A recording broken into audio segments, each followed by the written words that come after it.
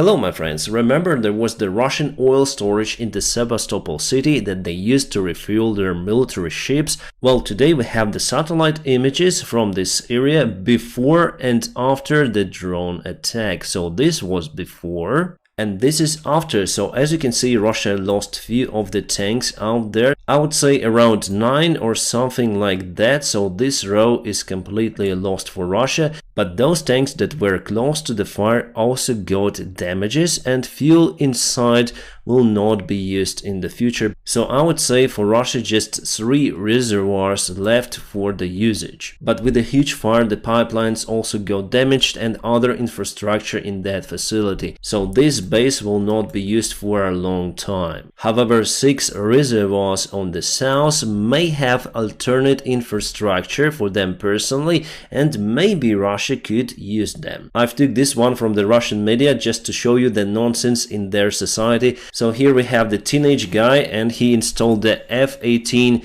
fighter jet on the Microsoft Flight Simulator, and he says, okay, we're gonna fly and try to bomb the Sevastopol over there. Oh my god, what have I done? So clearly he lives in Sevastopol and it was just a funny video of him. But he was arrested with his mom. As you can see, they have the Russian flag on the background and also the Putin's portrait on the top. We don't see the face, but clearly it is there. So mom says, oh, I'm wrong, and he is wrong. We apologize for that game. And wow, it's just terrible. As you can see, Russia is the country which is full of freedom, where you can get arrested for the video game and for kind of the innocent video, because it wasn't him who blown up the oil storage in Sevastopol. The Ukrainian Defense Minister Reznikov, in his interview to The Atlantic, said that Crimea will be liberated by Ukrainian army without military force. He says that Russia turns the peninsula into the castle with lots of the defense lines,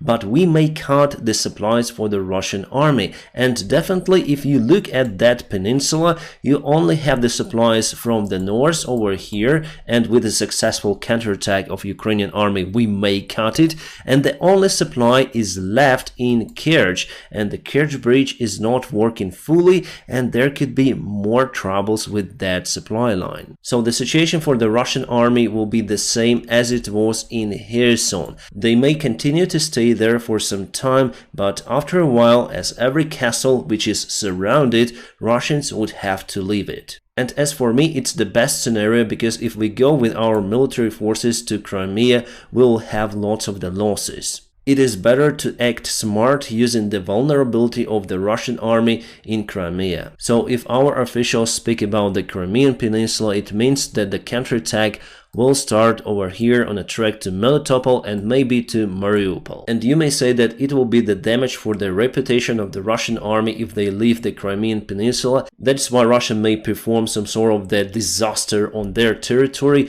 such a big one that they have to use their army to withdraw from Crimea or from Ukraine to fight with huge fires or something like that. At least Ukrainian Defense Minister Reznikov says like that. Our Minister of the Foreign Affairs said that there will be F-16s in the Ukrainian army. It's just the matter of time, and I also believe in that. He says that with those fighter jets we may open the Lviv airport for commercial aviation, because the area will be protected by the fighter jets. And Ukraine is getting ready for the future counteroffensive. For example, on this image you may see lots of the Bradleys, and they're on a training somewhere. But we know that they are in Ukraine. And Secretary Blinken stated today that Ukraine will counterattack very soon, in a few weeks or maybe earlier. Well, we'll see, it depends on the weather, it could be even the next week. Locals in Crimea reported the loud explosion and the smoke which was coming from the FSB facility close to the Simferopol city,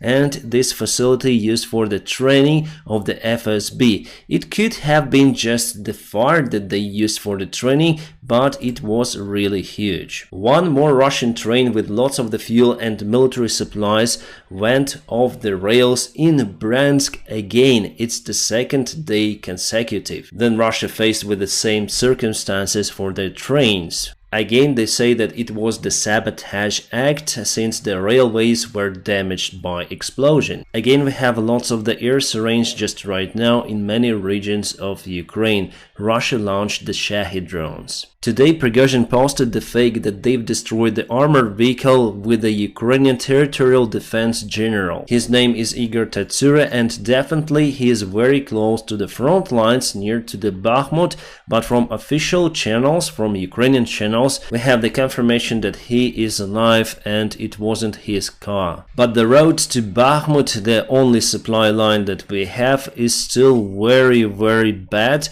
You can see some of the armored vehicles on the sides and many others that were destroyed by the Russian artillery. And here you can see the T-64 Ukrainian tank that also was destroyed by the artillery. But Bakhmut still holds, and you can see the smoke is coming from the city, and the weather is not good, but it's getting better and better day by day. Here you may see the artillery system that totally sank into the mud because of the heavy rain, and we have to use the other artillery system to push the other that stacked into the mud. So definitely the weather is not good for offensive actions right now. There was no update for the military map today, but from the Russian channels I know that in Avdiivka our forces went on a counterattack and now 1.5 kilometers deep into the Russian controlled area. However, they do not specify the exact location of the Ukrainian counterattack. Good news about the Gepard anti-aircraft tank: will have more ammunition till August.